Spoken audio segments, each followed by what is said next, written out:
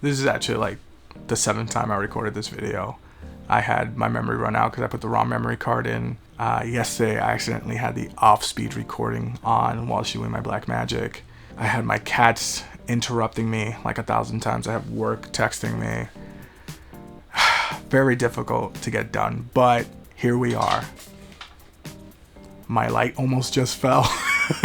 What kind of bad omen is this? I just wanna have fun, clap my hands, turn around now and dance, dance, dance. I just wanna have... Welcome to my channel. I am so excited to see you back here again. My name is Orlando Joubert Jr.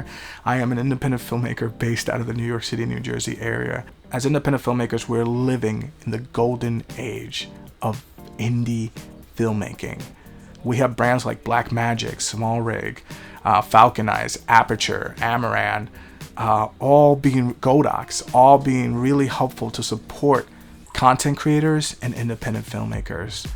Now more than ever can we take the ideas out of our heads and make it look Hollywood level good. We have so many tools now as independent filmmakers that the excuse of, well, you know, I didn't have enough of that and I couldn't afford that, it's running out. But today I want to talk about production value. If you have great locations, that's already going to convince the audience that, like, okay, cool, this is going to feel like a real movie and not just something my friend did on his free time.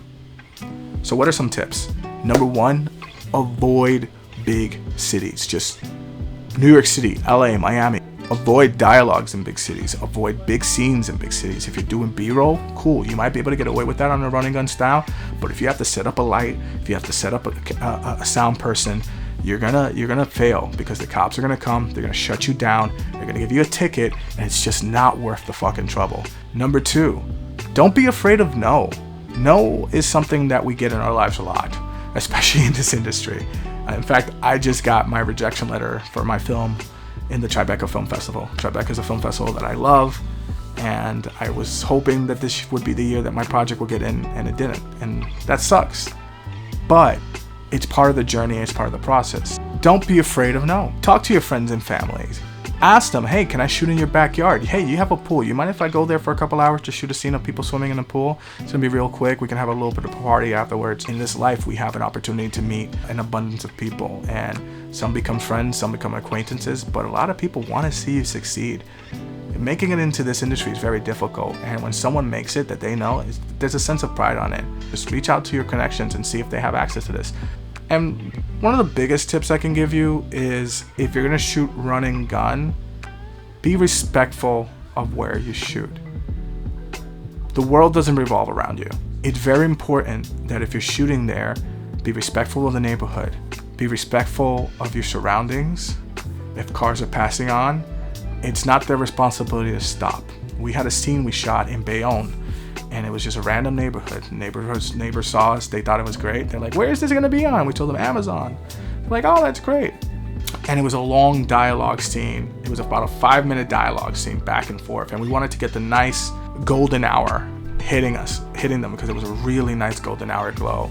And it came out really beautiful, but it was a 5-minute dialogue scene that took almost an hour and a half to shoot.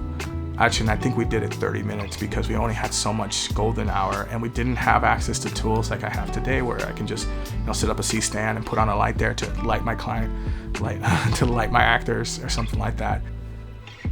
The last bit of advice is actually piggybacking off of that last note. If you're an independent filmmaker and you're producing your own projects, here's a big tip. Write with your locations in mind. It's super important, because if you already know where you're gonna shoot, that just saves you money on later.